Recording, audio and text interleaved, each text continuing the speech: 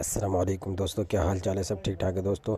ओरिडो SIM में रोज़ाना 1 GB free data मिलता है। आप अगर लेना चाहते हैं तो आपको मैं तरीका बता देता हूं। सबसे पहले आप ओरिडो ऐप जो है डाउनलोड करना है। ये स्क्रीन पे आप देख रहे हैं, इसको ओके करना है। ओके करने के बाद लॉगिन करना है। लॉगिन करने के बाद माई नंबर पे आना है। यहाँ पर आपको अपना फ़ोन नंबर डालना है।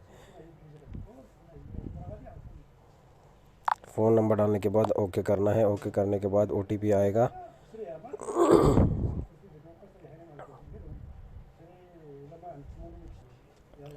OTP आ चुका है, इसको ओके करना है। ओके करने के बाद सबसे नीचे गिफ्ट का जो 20 सेंटर में है, वो गिफ्ट पे ओके करना है।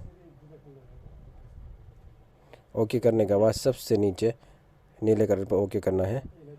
यहाँ पर आप देख लीजिए 1 GB डाटा फ्री है। रोज़ाना ये आपको मिलेगा 11 बजे से रात को 2 बजे तक रोज़ाना मिलेगा ये। आप चाहें तो इसको आराम से यूज़ कर सकते हैं। और दोस्तों, चैनल को लाइक करें, शेयर करें, सब्सक्राइब करें। ओके, अल्लाह हाफ़िज़, फ़ी अमान अल्लाह।